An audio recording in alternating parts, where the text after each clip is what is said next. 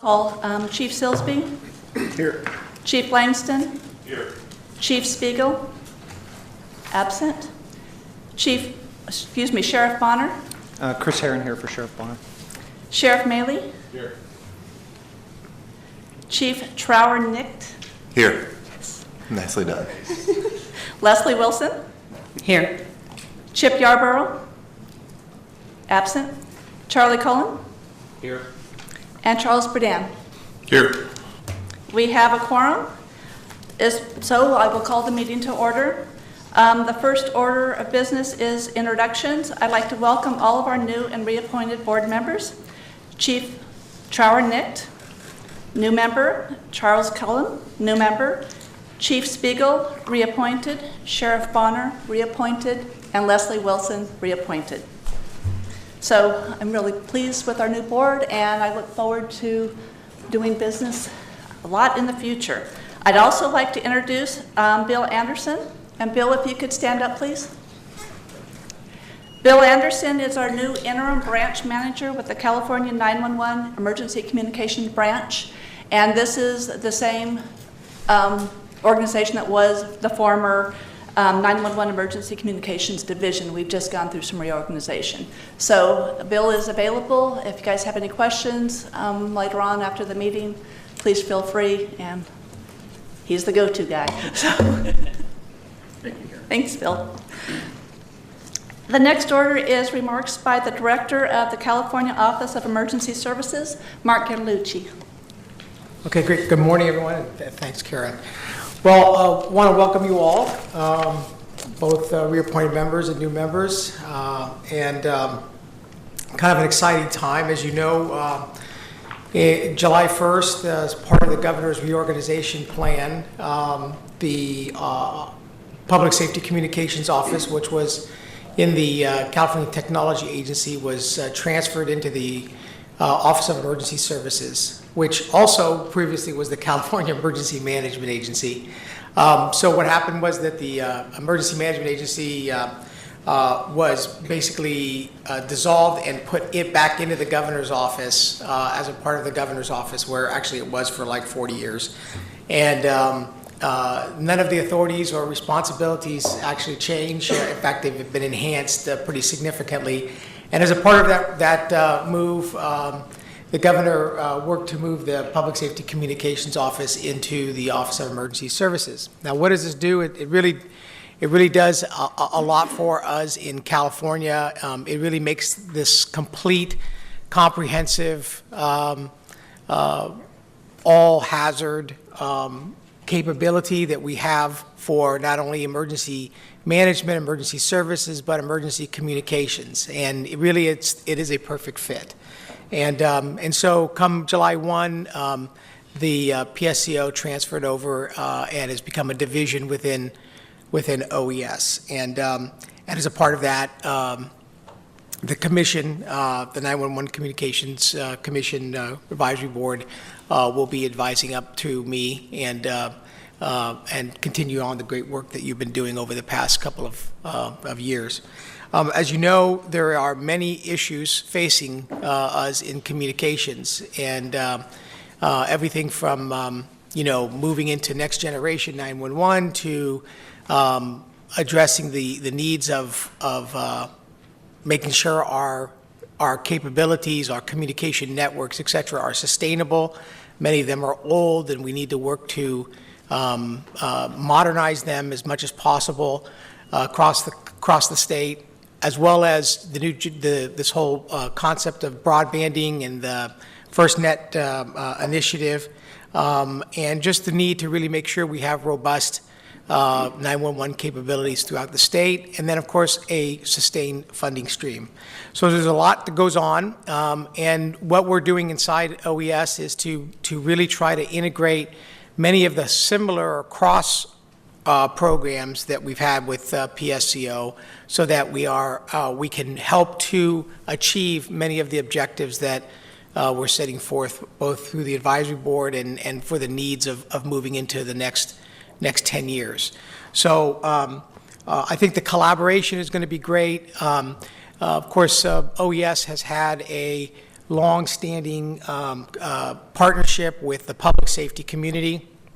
As you may all know, we not only do, emergency management, we do homeland security across the state and now communications in a significant way. So because those stakeholders all fall within the rubric of OES, this partnership will be very, very good and help us to move the whole initiative forward. Most importantly, I believe it's going to provide better service to our citizens in the state and more efficient capabilities. So I know we have a lot to do. I look forward to working with you all and setting some great objectives and some strategic goals in the coming year. And I look forward to for any of the advisory board members or members of the interested parties, reaching out to me directly is fine. And being able to let me know what your issues are so that we can help you, address those issues in a very timely way. And Karen will remain the director, thank God, because she does just a great job to being able to keep us moving forward, and really look forward to working with her as well. So with that, congratulations and thanks very much. Thank you, and I also wanted to let everyone know that this is really a good fit. PSCO is very excited to be now part of the California OES. So it's really exciting times, and there is so many collaboration points that you will notice the change as we continue to move forward. So with the next item on the agenda is the approval of the April 2013 meeting minutes. So has everyone had a chance to review the minutes, and are there any changes or recommended changes that anyone may have? Is there a motion to approve the minutes? Second? I'll second it, Mike Langston. All in favor? Aye. Okay. The minutes are approved as written. Next item is unfinished business, and the first item is the 911 Policy Practices Workgroup, and that is for me to talk about. And in your packet, you will have I'm looking for mine, the workgroup designees to develop the recommendations for the proposed policy changes, and the items that the workgroup will be working on are the incremental funding and system costs, which need to be consistent with the WARN Act and the tax and revenue codes. And also, probably our biggest struggle was the 7-year system replacement cycle, whether it should be 7 years, 5 years, or something completely different. And then also to put in place the annual spending plan. Now, the members have not been notified. These were the members, the work group members were based on the recommendations by the board, and so we did put the work group together. And so we will be notifying the members, and if there's any that cannot participate, we do have secondary members to proceed. Karen, I have a quick question on the process here. It was my understanding, based on our advisory board meeting back in April, that this board would get to vote on the membership in that committee. And I look at an email that was sent out by your office back on May 29th, which actually referred to that said that all nominations will be compiled into one list and shared with the state 911 advisory board members to vote for one representative from each category. When did the process change? Actually, the process didn't change, and that email is an error. The process that we talked about, and we did go back and look at the actual transcript from the last meeting, was that the board members would provide us their nominations, and as an advisory board, that would be your advice of who should be on there, and that we would identify who would be on the work group. Maybe I had a misunderstanding, but that I thought that was coming back to this group to be voted on, and that we would get to review all of the candidates rather than have them sort of arbitrarily selected. Okay, well, they were not arbitrarily selected. I can guarantee that. They were based on the nominees selected by the board in each of the different categories. So there was really nothing arbitrary about the selection. I still think that this body would have had some input in terms of the selection process, and that, I believe, was our intent at the April meeting. And if something should have come out from the office if you were going to select them, particularly if there was an email that indicated otherwise back on the 29th.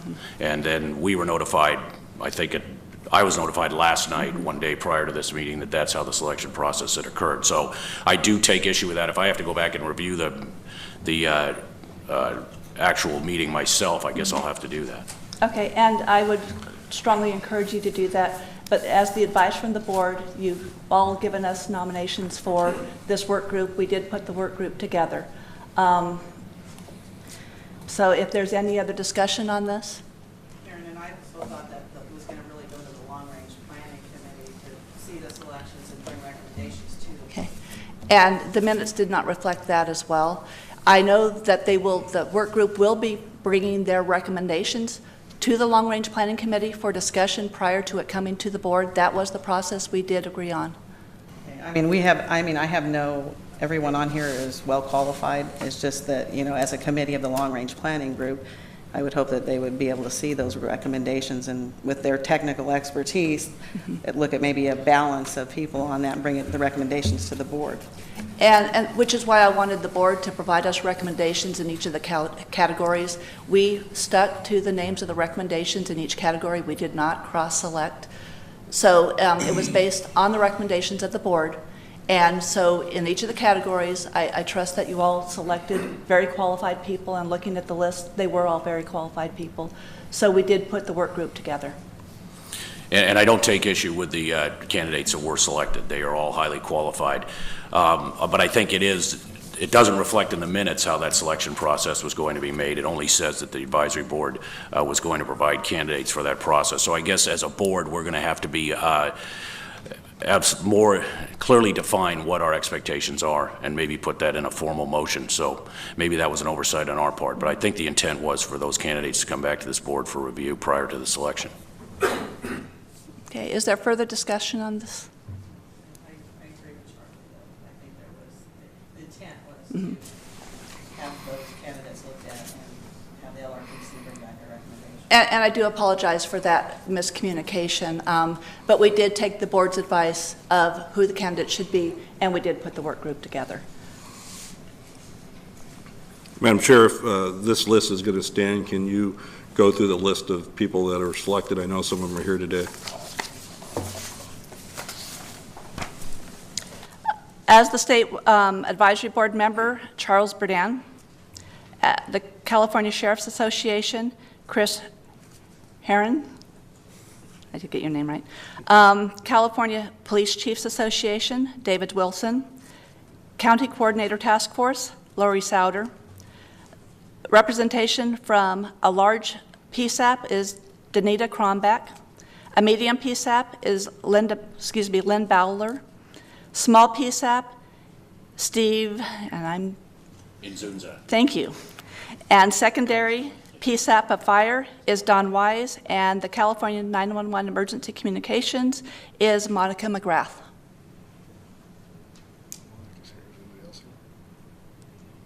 There are several of the candidates in the audience. Okay. Okay. So I'd like to move on to the next item under unfinished business, which is the 911 wireless routing Karen, accuracy. excuse me. Before we go on, I guess we should clarify how that committee is going to work and under whose direction they're going to work. So I believe that what we agreed to as a board is they were going to work under the LRPC. Is that still the intent of what this committee is, and how the meetings are going to be set up? Will that be under the direction of the LRPC? It was my understanding that this committee would report up to the LRPC, and the items that they would be working on are the incremental funding and system costs, which need to be considered based on the Warren Act and the tax and revenue codes, and the 7-year replacement cycle of the equipment, and then how we're going to put our annual spending plan together. So Okay. those were the 3 items that the work group would be working on. And we have our 911 advisory board representative to help put this work group together, and their recommendations would come back up through the LRPC. And there was discussion at the last meeting that they did not want this to be part of the LRPC, but to bring the information up. And if that's still okay as part of the recommendation from the board. I think that was the intent. I just want to make sure we have the process in place so that either a representative or representatives from that committee are going to be part of the LRPC's agenda and bring forward what their recommendations are so that the LRPC can discuss it as well. Yes, and I believe the board's recommendation was they did want the LRPC to vet the recommendations prior to coming to the board. That's my understanding as well. Thank you. Thank you. Okay, now the 911 wireless routing accuracy discussion, and Leslie. Well, I just wanted to follow up from our last meeting and get the statistics on the missed routes requested that are filed with the county coordinators so that we can take a look at that, and also get number of calls transferred PSAP to PSAP with the CHP calls broken out so that we can look at, see it, what's happening with those missed routes, and also address, the phase one, if we're getting worse wireless service and location than we were before without having a system to monitor that in place. And I'm going to start from the back and work forward. The phase one and phase two information, we have run statewide reports, and it does look like phase one is remaining constant and phase two is dropping in accuracy and timeliness. The information we've been getting back from the PSAPs is phase two does come up, but it takes several minutes sometimes. Bill Anderson has been working with the FCC on this information, and we have provided them the statistics because they are the ones that are monitoring phase one and phase two of E911. So that part, the point is well taken that phase one is still remaining, phase two really is falling off. And would we be able to see something by the next board meeting? Yes. Okay. Yes. Well, in fact, we'll be able to get that report out to the board and the LRPC. I'm going to look at Bill really quick. We have that printed already. Would we be able to have that for the LRPC this afternoon? The phase one, and then we'll email it out to the board members and post it on the website. Thank you. And then the statewide statistics as far as the number of transfers from CHP. Again, we don't have that report readily available, but it is on our ECAT system. So that should be something that we would be able to run a report and get that to the board members as well as the LRPC. And your third, which was your first? Well, just the request for the missed routes request, the statistics. Yeah, and the missed route statistics we actually don't have because what we're looking at is calls that go to CHP are not misrouted. They, by law, get to answer all 911 wireless calls unless there's agreement with the PSAPs to take these wireless calls. So what we've done is we have been hearing a lot of anecdotal information that there are some technical misroutes where the cell sector is not aligned appropriately or the antennas up on the towers are not aligned appropriately. So we have hired well, actually we went through CalNet 2 and provided and got a service through AT&T that we'll be able to start looking at the technical misroutes. We've also talked to the FCC about this, and they are concerned that there are several. They've been hearing anecdotal information that there are these technical misroutes, but nobody has the actual data that says this has really happened or it is not. If I remember correctly, our contractor will be looking at about 3,000 cell sectors a month. So at the next board meeting, we will be able to give you some statistics on that. Okay, but the transfers with the CHP broken out, can we get that from ECATS now today? Transfer costs? I don't believe that's one of our normal standard reports that we run, so I don't believe we can get that to you today, but that information is available. And just to be clear, the PSAPs can run that report today themselves based on their own information, but we can run a statewide report and we'll get that to you as quickly as we can. Thank you. And that will be something that we'll be able to email out and also post on the website. Leslie, just to be clear at what you want, you're looking for transfers from all PSAPs to other PSAPs Yes. with the CHP broken out, because a lot of the CHP are going to be medical calls that are going to be transferred Right. anyway to a fire department. And then the last, when you talk about misroutes, do you get a report from the county coordinators in terms of the forms that the PSAPs fill out to have a cell sector changed That was to what- another carrier? Right, that was what we asked for at the last advisory board meeting, and I do not believe we've gotten any information to date on that. I'm looking at Monica and Bill. We talked about this about, 3 or 4 weeks ago, and I don't believe we had gotten any information at that point. Okay, thank you. I need to go back for a second. The way our data system is set up for ECATs, I don't believe we will be able to tell if the transfer went directly to a fire secondary PSAP or a primary PSAP, but we will be able to tell the transfers.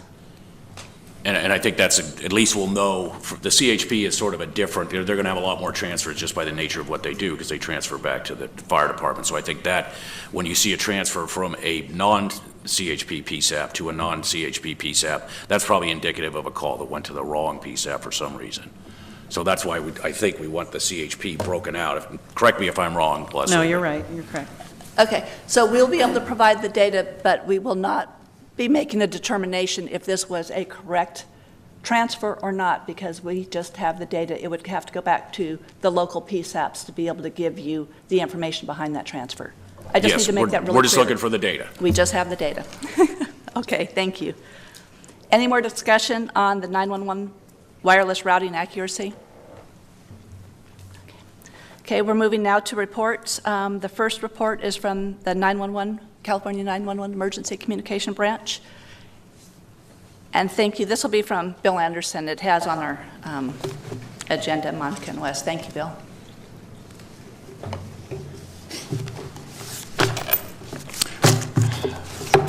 Madam Chair, members of the Advisory Board, good morning. It's my pleasure to be able to address you today on the work that the 911 Emergency Communications Branch is doing on behalf of the 911 community for California. To begin with, you have two handouts, or you have a number of handouts. The first handout, marked handout number 2, is provided in your packet regarding the remaining PSAPs that are not taking their wireless calls. As of June 13th, from the previous advisory board committee or board meeting, we've reduced the number down from 14 to 12. However, we're still asking for your assistance to reach out to your constituents in trying to have all PSAPs take their wireless calls by June of 2014. Handout number 3, tracking document labeled handout number 3, obviously, is provided in your packet. The handout captures all the requests as a result of the state 911 advisory board meetings. Please review this. If you have any questions, please contact the 911 advisory board liaison, Mr. Paul DeMay at the Public Safety Communications.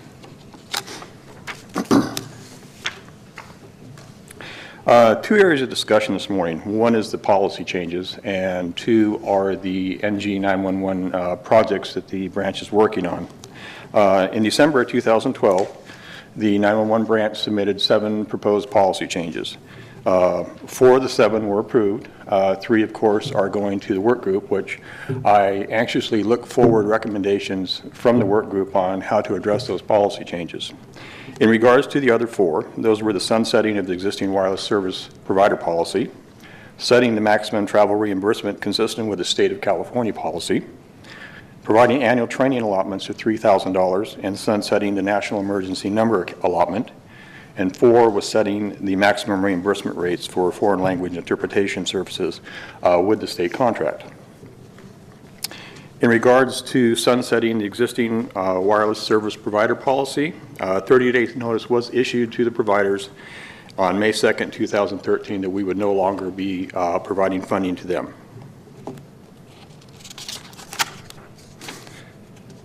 In regards to setting the maximum travel reimbursement policy consistent with the state of California policy, the new travel policy was in place effective 7/1/2013, and it sets the maximum travel reimbursement rates consistent with those provided by the state of California. On June 7, 2013, the 911 branch issued notice 2013-01, went out to all the PSAPs, and basically advised them of revisions that are going to take place in the operations manual in regards to the policy. We also enclosed a quick reference guide with links to the California Department of Human Resources so they can review the rates and policies that are provided by the state. In regards to providing annual training allotments of $3,000, again, on June 7, 2013, notice 2013-02 was issued out to the PSAPs, again defining revisions to the operations manual in regards to training policy. It discussed training allotments for each PSAP and 911 county coordinator. It discussed pre-approval when required. And it also discussed, or we talked about, pre-approving certain events for members of the PSAPs to go to. This year we did pre-approve NENA, and we have also pre-approved APCO. So we expect those to be pre-approved also in the future. I have spoken with the president of NENA just to discuss what information, when they put their agenda together, we would like to see so we can pre-approve that for members to go to. In regards to setting the maximum reimbursement rates for foreign language interpretation services, again on June 20th, 2013, notice 2013-03 was provided to the PSAPs in regards to changes to the operations. It spoke of the new rate of 59 cents per minute for interpretation services, and it also provided a side-by-side comparison. We're encouraging PSAPs to convert over to the state contract. Obviously, it guarantees the 59 cent per minute rate, and it also provides safeguards in the event a provider does not comply with the contract. The state of California can step in for you. The contract is a 3-year contract, and if you do need, or if a PSAP needs assistance converting over, they can contact Wendy Gavia at the California 911 branch. She can work you through it. It's about a 5-minute ordeal to go through, and you're all signed up. One of the other programs we're working on is the 911 Education and Awareness Program. We awarded the contract on September 16, 2012 with Ogilvy Public Relations. The goal of the program is to educate the public on the proper use of 911 and also to reduce non-emergency calls that are made to the PSAPs. We're currently in the process of drafting a survey out to the PSAP so we can understand the issues that are there so they can go forward with developing a public relations program to address those issues. The branch is currently working on 5 next-generation NG 911 projects. The first is Text to 911. We went out with an RFI and came back with 6 solutions, actually selected 4. Short message service to TTY, short message service to TTY with a gateway, short message service to a web-based service, and short message service to an IP-based service. We will be conducting 4 pilot projects to evaluate these over the next few months so we can get some understanding of how these are actually going to impact PSAPs in California. Of the other NG911 projects going on, the Imperial County project, it provided a customer premise-hosted NG911 solution that established IP connectivity between PSAPs, allowing call takers to take calls at any workstation within the 4 participating PSAPs. It was an AT&T Custodian Patriot solution. The system was accepted and signed in November 2012, and currently AT&T is installing a Vesta 4.2 platform to address some feature and functionality issues we had with the initial installation. The Pasadena Regional Integrated Ring Project, or Project Ring, the Ring Project, provides a cloud-based turnkey evergreen solution to allow call takers to take calls at any workstation when they're participating PSAPs. The 911 staff is working with AT&T on the host build-out configuration. The network control centers are complete. PSAP testing is scheduled in the second quarter of 2014, and the first PSAP is scheduled to go live in the third quarter of 2014. The Mendocino County project, again, an AT&T microdata ESINet solution, providing a cloud-based turnkey evergreen solution to allow call takers to take calls at any workstation within participating PSAPs. We received a letter of agreement from the PSAPs involved, proceed with the AT&T microdata solution. We will be scheduling a pre-kickoff meeting with AT&T to discuss the scope and timelines for the project. The last project is the Ventura County project, an AT&T Entrado Viper solution, developing an IP-based CPE-hosted network solution to load balance calls, allowing quick routing of calls, and in phase 2 to implement routing calls based on XY coordinates. The new Viper solution was installed in 2012. All participating PSAPs and emergency operations centers have cut over to the new platform. The XY solution is scheduled for the first quarter of 2014. Fact sheets for all the pilot programs are being finalized and will be posted on the website. This concludes my updates. Are there any questions? Thank you. Thank you very much. Next item is the Long Range Planning Committee. Chris Herron, I'll be giving the report. We did have one meeting since the last advisory board meeting. However, that was in late May, the same week that we had a couple advisory board members replaced who were on the committee. So I'd like to thank our longtime chair, Peter Bryan, and also Lisa Hoffman for their service on the committee. Because of that, it was a limited meeting at the end of May. We did make a few progress on a few items. I'll give you an update on those. The Long Range Planning Committee charter is complete, and that's been submitted to the State 911 office for their review and approval, as well as the glossary and definition of terms from the 911 operations manual. Although that'll be a living document, really not something that will ever be finalized per se.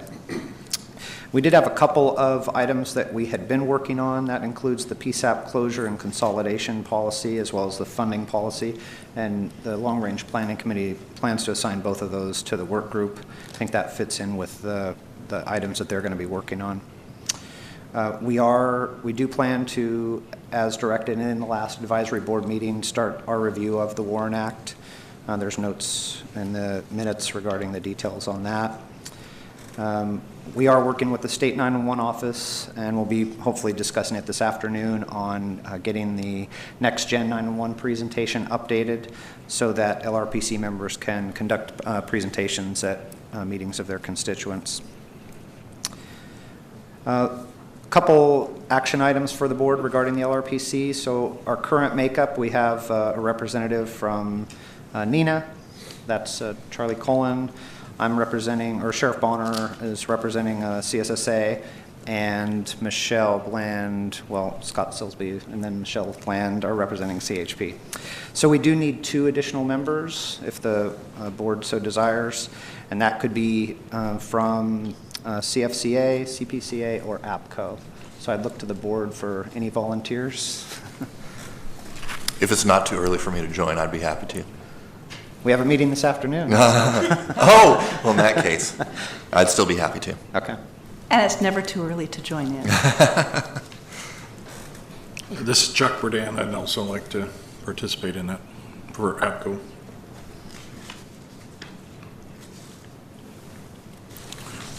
Mike Langston, just a point of clarification. Can we appoint a representative to represent CPCA on that long-range planning committee? I don't think there would be a problem with that. I would bring it to the board for their recommendations if anyone had any concerns. I don't see any. I think it's the board members appointed, and then they can choose a designee. And a good example is Sheriff Bonner has Chris Herron serving on the board. Mm-hmm. Okay. I think we are limited, though, to 5 members on the LRPC, correct? The way we've set it up, yes, because we don't want to just have a continuation of the board meeting. Right. It was a working group. So you got the 5 now? We do, with Chuck and Nate, we would be at 5. Okay. Thank you. Okay, so we have, I just want to go over to make sure.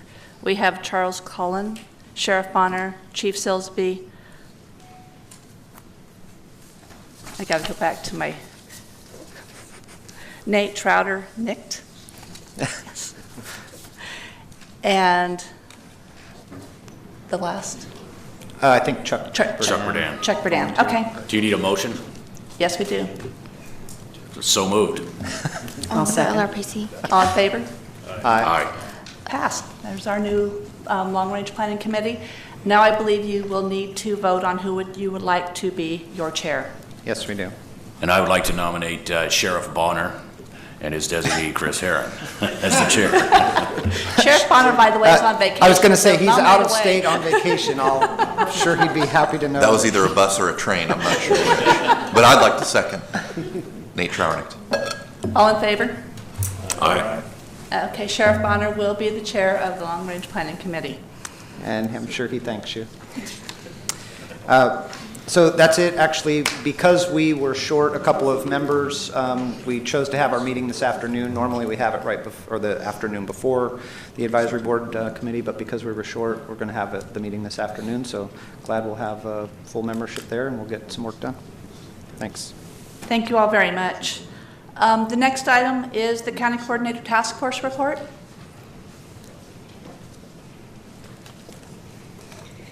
Hi, Tracy Kessler speaking for Nancy Vaughn. The follow-up business from the April 17th 911 Advisory Board meeting. At the April Advisory Board meeting, Lisa Hoffman inquired about a couple of wireless misroutes, which the follow-up was tasked to the CCTF. Misroutes of wireless calls, the CCTF is not receiving information from coordinators that there's a widespread problem of improper ESN assignments to wireless tower sectors. The county coordinators do have a process in place to resolve the misroutes when they come up to our attention from the PSAPs. And should we receive information that there is a greater problem, we would go back to the issue. There is going to be some training of wireless routing at the county coordinator forum to address the questions that have come to our attention. The other question that she had was the location accuracy of the delivery of 911 calls is degrading, but the CCTF members have also heard this, but we have no way to document the validity of it and feel it is better addressed by the 911 branch and technology staff working with the wireless service providers.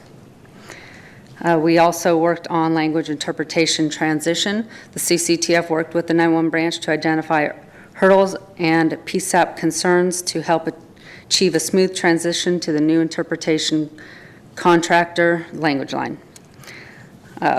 We also worked on public awareness feedback. The CCTF provided the state with feedback on the planned public awareness campaign survey.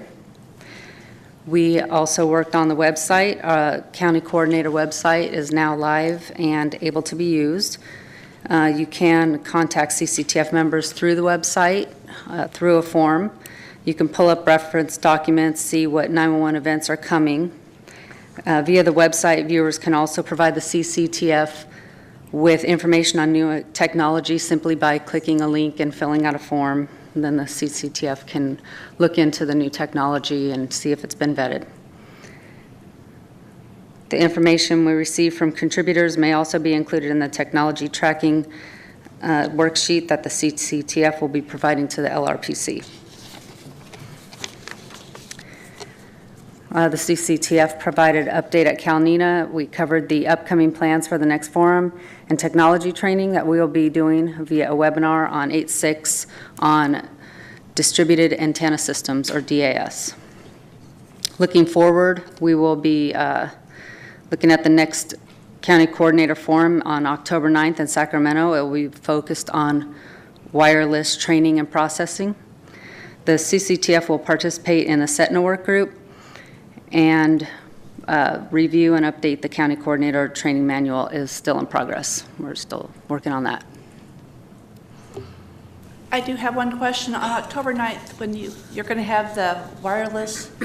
We are going to have the county coordinator forum, and during that forum, it will be focused on wireless training and processing for the county coordinators. Okay. And a thought that I would have on this is after you have your training, think about if this is something that we could do as a webinar and to get it out to all the PSAPs. Okay. I just think it would be a topic that we would really want to get to all the PSAPs. That is something that the CTF would like to do, is film those and provide it on the county coordinator website for people to look back and refer back to. Thank you. Okay, thanks. Just one comment on the CCTF website. Paul, is that already linked through the State 911 office website? There's not a link currently on our website for the CCTF. Should there be? I think. There should be. Okay. Just But as long as it's on the list. We're going through updates right now. We're Yeah. reconfiguring a website, so we will have that up there shortly. Sounds good, thanks. Okay, the next item is the state emergency telephone number account.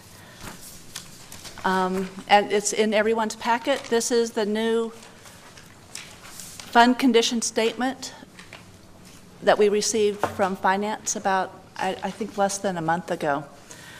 I want to point out a couple of items on here. At the end of 2012-13, we did have a carryover of $40 million, which is what the beginning balance for 2013-14. Our revenue projections are $78 million, And so what we expect our total resources for 2014 are $118 million. We have not realized the savings yet from our policy changes. We will be tracking that very closely this year, and we will report back to the board on how we're doing with the changes at the next meeting. Honestly, I think it will be probably about January to give it enough time before we see some of these changes.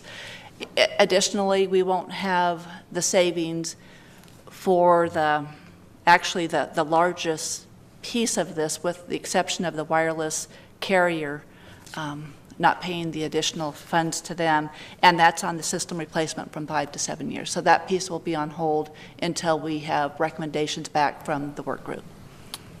I have a quick question. As a new board member, is there a small description of each of these items that could be shared with those of us who are new to the board regarding the funding streams and the expenditures that just give us a little bit of insight as to what they are? We can do that for you, That'd be yes. great. Thank you.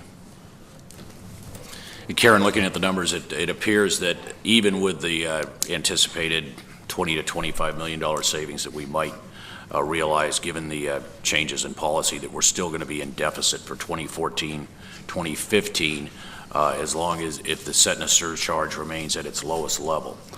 I mean, just looking at the numbers, the revenue is decreasing every year, and we have been subsidizing it with the surplus every year. So it would appear that we will be in deficit if we don't raise the surplus, and even then, we may have some issues. Is that your analysis as well?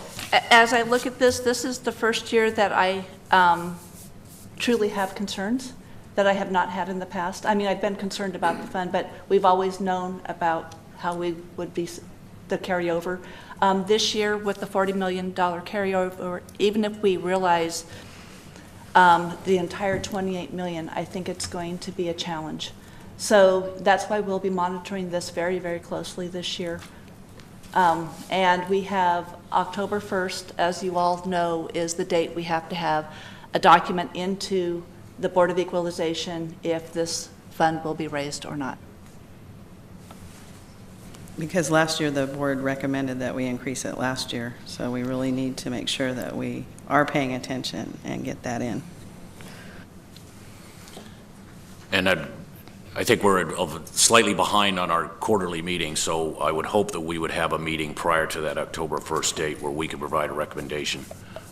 We have the board meeting dates on new business, so we will be talking about that. But since this is July 31st, that would give us roughly a month and a half to have another meeting. So if the board wanted to provide a recommendation to the state at this meeting, that would be absolutely appropriate under this conversation. Well, I think then I will make a motion that the State 911 Advisory Board recommend that the set and surcharge be raised to 0.75 from the current 0.50. I second. And is there any further discussion? Okay, all in favor? Aye. Okay, thank you very much. We will definitely take the board's advisement under consideration. Thank you. Okay, we'll be moving on to new business. The first item, State 911 Advisory Board meetings. And this was at the request of the board. We talked about it a little bit at the last meeting.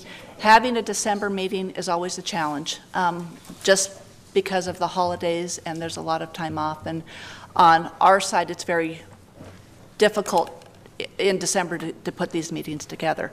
So we'd like to talk about, we went forward a few meetings ago and said we would have them on, I think it was the third Wednesday of every quarter.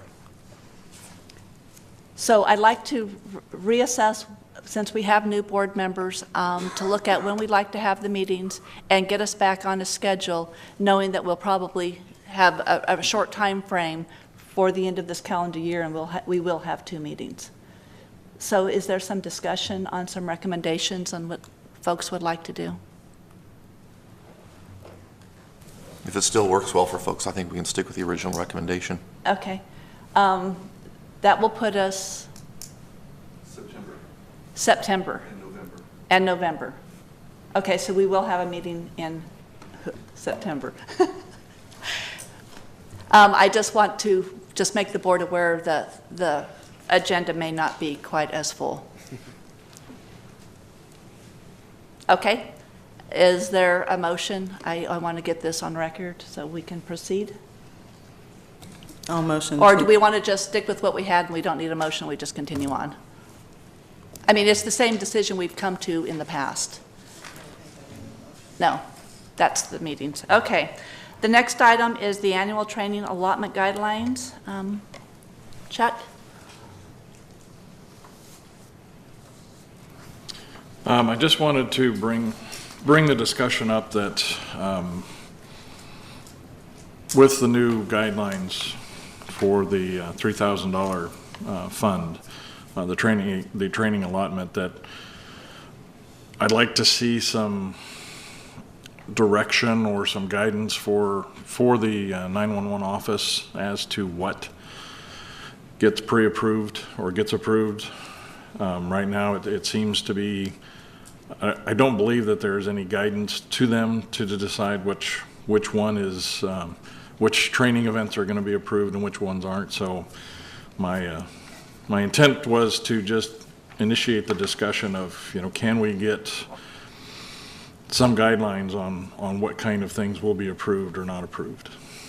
And let me give you just a little bit of background for the board. We have, as an office, been struggling with this. We do not want to direct the PSAPs what type of training that they will need. We want to make sure that this $3,000 is available for the appropriate training that each PSAP needs. So we've been kind of struggling. I think a lot of the discussion that we have had that has come up is centered around conferences.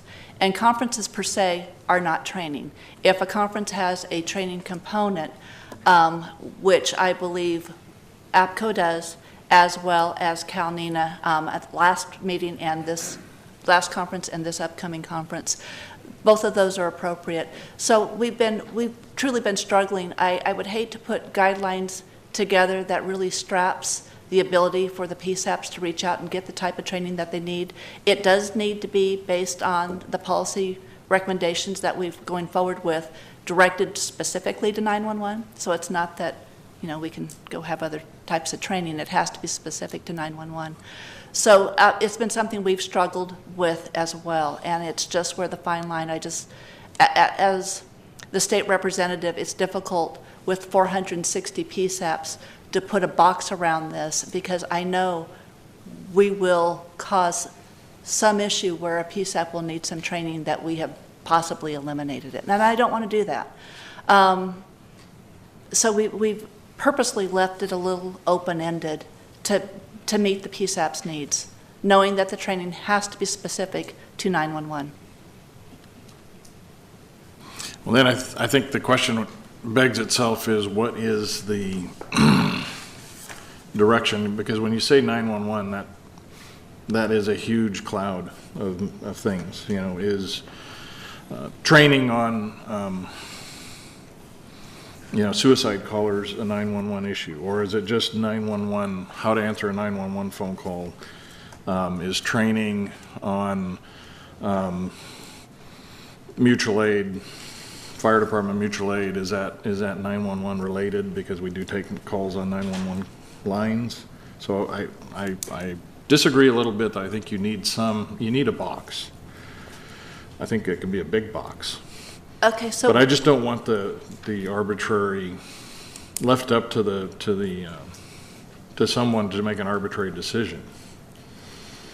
What we will put together is we'll put together a list of training that we see as appropriate 911 training that can be pre-approved, and then anything that would be outside that list would come to the office for approval. Would that help? I think it would. Would there also be some sort of a arbitrator, if you will, if they don't agree with what the state 911 office has? That would be this board. Come to the advisory board? Yes. And that could be stated? Yes. Thank you. So if it's something that we did not see the connection with 911 and they felt very strongly and they wanted to come to the board, that would be the appropriate process. Okay. That makes sense to me.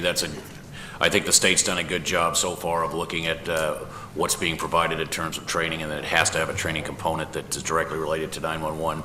So that seems like a good plan, as you have some basic approved venues, and anything else that's outside of that would need pre-approval from your office. Okay. Is there a set of recommendations when people send in something that's outside the box that says, you know, we need course descriptions, not just an overall name of a conference or venue that would help people get the right information in the first time? That would be the process. So what we'll do is we'll put out some guidelines. We'll put out the list of training that we see as appropriate for this 3,000 per PSAP, and then we'll put the guidelines to go forward and ask for approval. And I'm looking at staff. We truly have been struggling with this. It's been difficult, but we will definitely do this. I'm curious, excuse me, I know a couple of the large events have been pre-approved. Have there been other requests? Because it's been out there for several months now, Yes. so. No. No? Okay. Honestly, the focus has been on the conferences. Yeah. And we work cooperatively with both APCO and NENA to ensure that there is the training component with conferences, that it would meet the criteria. Absolutely. Thanks. Let me just say that as a part of the integration of the two organizations, we're revamping our entire statewide training enterprise, and the work of 911 and this board will dovetail into that. So I know that PSCO has been struggling with this, and so I want to make sure that as we evolve and fully integrate, that the training that's provided does have a nexus back to the larger issues of emergency services in the state, and that we do have a tie-in. So I think many of the comments that Chuck made is on target with regards to the fact that there are other things that outside of just picking up the phone and answering the training and conferences that we could do, but we want to make sure it dovetails. And so this is one of those things as we move forward that we'll fully we'll get some enhancements out of. So as the board meets, we'll have better information by the November or September meeting. We'll be able to tell you. Thank you. Is there any other discussion? Okay, thanks. We will have that for the board in September. And then the next item on the agenda is the FirstNet National Public Safety Broadband Network, and I did put together a high-level briefing for the board. It's in your packets, and I think that, Paul, you're going to put it up on the screen. Just as a recap, not knowing what folks know, the Middle Class Tax Relief and Job Creation Act of 2012 was signed by the President on February 22nd of 2012. This Section 6 of that act is the National Public Safety Broadband Network.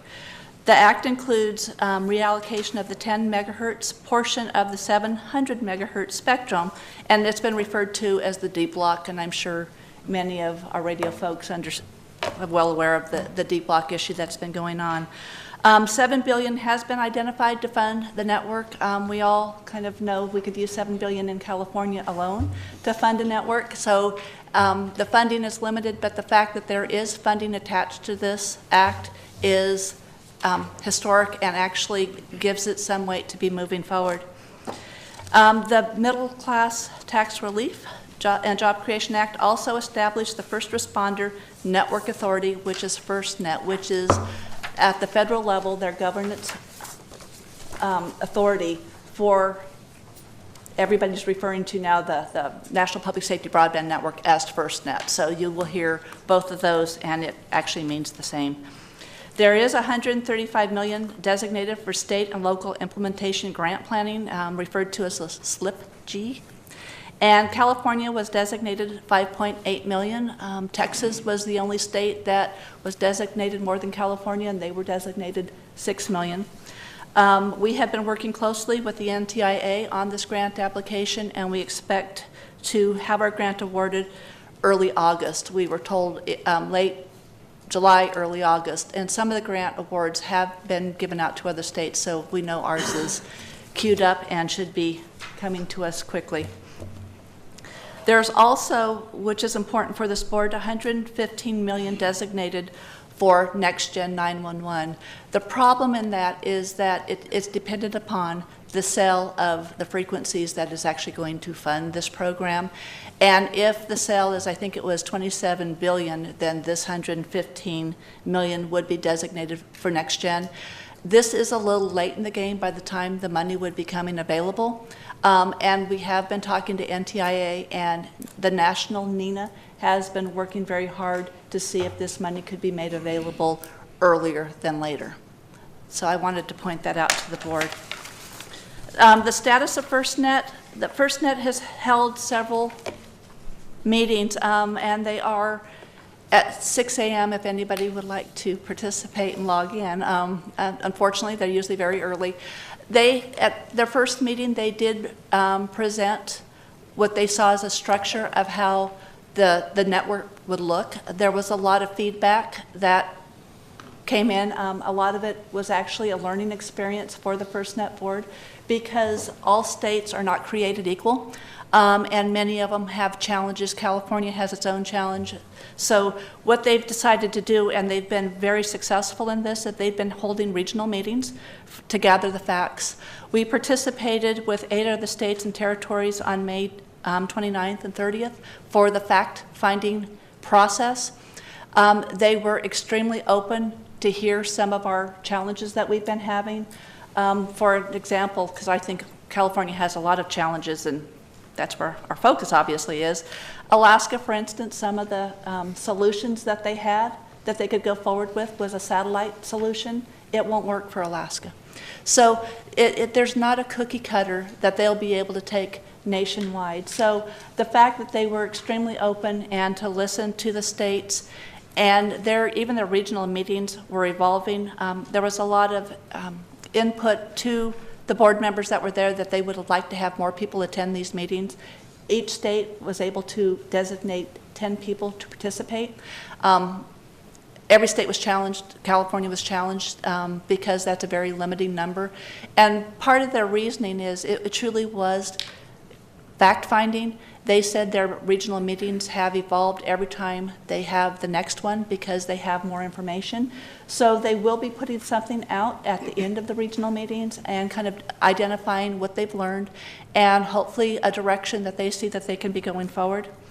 The network concept is truly in development. Again, there's just no one way of doing this. The opportunities that they did talk about a lot that I think were really important is the breakdown of both operations and technical barriers. The technical barriers is we have a lot of stovepiped systems, not only at the national level, but definitely at the state level. We need to be looking at integration and convergence of technologies. That's where NextGen 911 comes in. As we have a statewide integrated next-gen IP platform, we'll be able to support a broadband network as well for the integration. And then the operations, they were talking a lot of the way a lot of the local jurisdictions operate today with their data. That will probably have to change in the future. One of the items that was heavily discussed, and there was no answer, is who's going to own the data. There will be a lot of data on this network, both at the local level, the state level, and the national level. So that is something that they really felt important would be to solve earlier than later. And everybody had a different opinion. So it's going to be a challenge in that area. And while the cost of the network is unknown, one of the things that they did tell us is they do not expect any of the states or territories to come up with money to subsidize what this network is going to cost. They do want the network to be sustainable, so the devices will have to be competitive, and the devices will help sustain the network. How we can bring a full statewide network in California will really rely on public-private partnerships, and also the state and local jurisdictions being willing to offer up the infrastructure that we have in place to use for FirstNet. There were a lot of conversations, and the early days of FirstNet, it was perceived that if you allowed FirstNet to use your infrastructure, all of a sudden you lost control of your infrastructure, and control of infrastructure is a huge deal. And that's just not the case. They would be one of the many folks that lease infrastructure. I know the state of California leases our infrastructure to a lot of different entities. It's the same with a lot of the local public safety partners. So it would be the same type of theory. So we will be going out and looking at the infrastructure that's available. The status of where we're at in California is we're waiting to get our grant funding to start our planning process. We are developing the California First Responder Network, which is a governance group that will be modeled after FirstNet. We are participating in the West State Alliance, which has been named WestNet. We have bi-weekly meetings, and it's just, there's not a lot of activity yet other than it's getting folks together, know who we are, each other are, some of the challenges that we're all seeing in the network process. We have completed the state's inventory of our infrastructure assets. We actually did this before FirstNet, so for one time the state was actually ahead of the curve. I'm very proud of that. But the state's assets are going to be extremely important. However, the assets that are owned by our local public safety jurisdictions are going to be equally as important, as well as public-private partnerships. So once we do have the grant, we will be working closely with all the public-private partnerships and the local jurisdictions to start actually doing an inventory of the infrastructure assets that we have in the state. There is no requirement that these assets will be used. It's just for us to participate and to really be able to realize the strength of this type of a network, we will need to see what assets can be used within the state of California. Moving forward, we will be establishing the governance board. We will continue to work with FirstNet to coordinate a meeting in California. One of the commitments that they did make is that they're going to go out and meet with every state. They were hoping to have that done by August. I appreciate FirstNet because they tend to want to get things done sooner than later, which I truly like. However, sometimes the workload behind that is kind of challenging. So we're working with them to identify a date. They are open to having 2 meetings in California because of the size and population of the state and the interest, and that meeting will be open to anyone who is interested in going. So as soon as we have a date, we will be sending out to all of our stakeholders as OES, so we will really get the full benefit of the stakeholders to make sure folks know that this meeting is going to be held, and we would strongly encourage participation. If it's anything like the regional meetings, a lot of information will be shared. In addition, we will be scheduling workshops in California. This infrastructure and network is truly for our first responders, and we need to make sure that we in California know what the first responder needs are. We will be continuing to work cooperatively with both LA-RICS and Bay-RICS. As many of you know, and I think, well, I know you know because we've talked about it a lot in this group, the BTOP grants for LA-RICS and Bay-RICS were put on hold for quite some time. LA-RICS has approval now to go forward. They have the approval from FirstNet to utilize the 700 megahertz frequency, and that's kind of what they were waiting for. So they also got approval with their business model to go forward as planned with their LTE, basically broadband network. Bay-RICS has also been in a lot of discussions with the FirstNet board members, and they will be pending approval and should be approved at the next FirstNet meeting. So both of those, California is really situated well to get LTE broadband networks in California. We have 2 very large bases of population that we will be able to hit. So we will continue to work closely with them. We're also looking at doing next-gen pilots once these broadband networks are established. And you will hear more of that as we get a little bit closer. It's in, I mean, we know we're going to be doing this, but nothing has been decided as of yet. And Lastly, what I want the board to be looking at as representatives of your associations, to be working collectively to leverage the future of NextGen Network and the operations of FirstNet and the state's first responders and citizens, because ultimately this network will be benefiting, as well as NextGen, benefiting the first responders, but also the citizens in California. So are there any questions? Thanks. Thanks for the update. I guess 2 questions for me. One is, have you contemplated and decided on the makeup of the governing board for California? We have contemplated and decided, yes, although we're still going through the approval process. Okay. And then in terms of outreach about FirstNet and the status of it and planning documentation for agencies, is FirstNet national, or is Cal OES going to take the lead in pushing out information? The majority of at least what I've seen to date is actually from the private industry starting to push the sales of the devices as opposed to actual data. Right, and I don't know that FirstNet necessarily supports that. FirstNet, actually the data at the national level will be coming from FirstNet, and then we will be pushing out the information from California.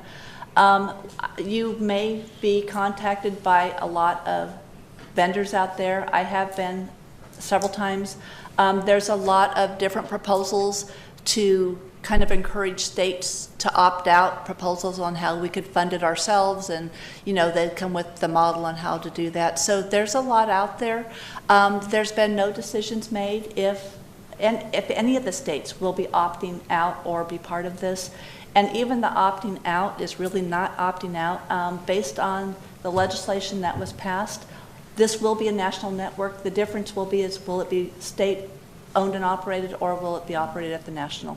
But there will be the network.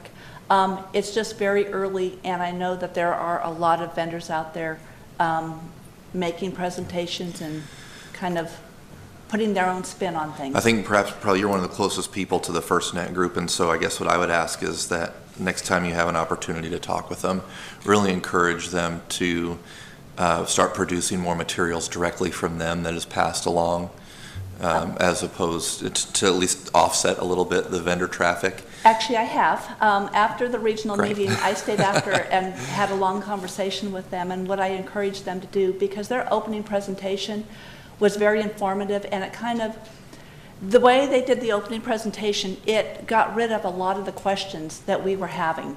It felt a little bit like a sales pitch, but it did get rid of a lot of the questions. And I encouraged them to get that videotaped and put that up on their website so people can hear the same things that we were able to hear. Mm-hmm. And they said they would do that, and I even offered up, we could help them if they needed it. But the issue was, and I agree with this issue, is they're still on their fact-finding, so they don't want to do this too soon because the information will change. Sure, but even a presentation like this is tremendously helpful. Mm-hmm. So thank you. Yeah, and absolutely. And Karen, my understanding is that the participating states have to provide a plan, a state plan to the FirstNet group at some point. Is that something that's being developed by the state? Well, actually, they're going to, it's kind of both ways.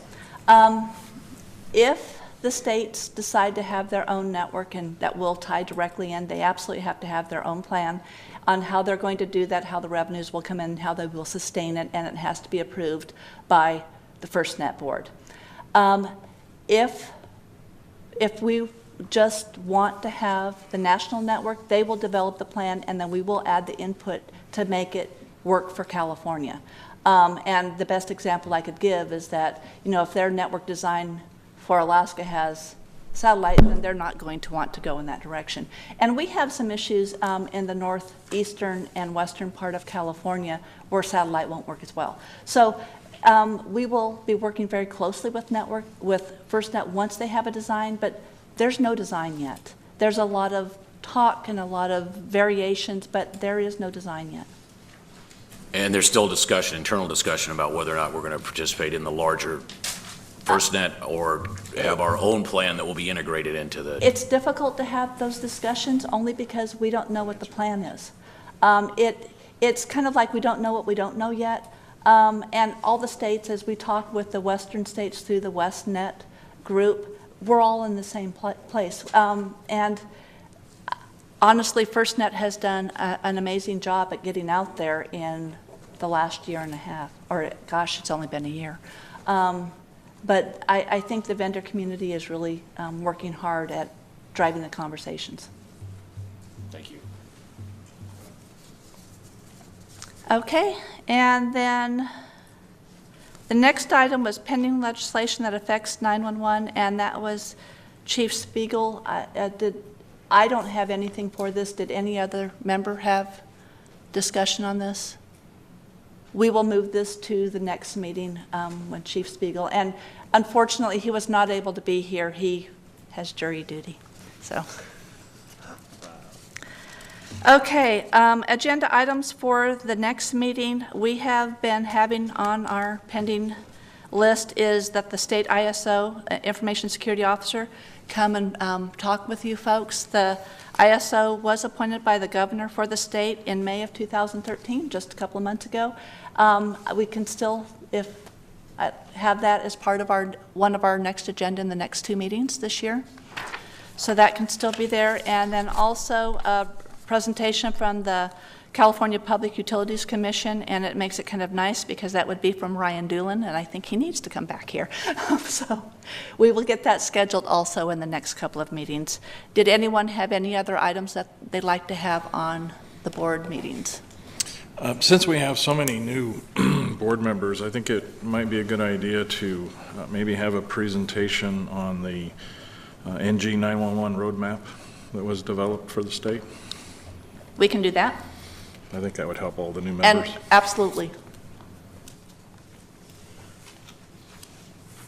Maybe too, just based upon Nate's comments, a little bit more in depth. I know you've done a presentation before, a formal presentation on FirstNet and the different players, and so I think maybe for this board it would be good to get a little bit more of an in-depth presentation on FirstNet, just so that they have the baseline, and they can thwart off all the, you're gonna get a lot of calls from vendors. So if you didn't hear from here, you probably, you're getting it secondhand. So it'd be important to do that. And we'll be able to give actually more information from FirstNet because they should have completed all of their regional meetings. So definitely.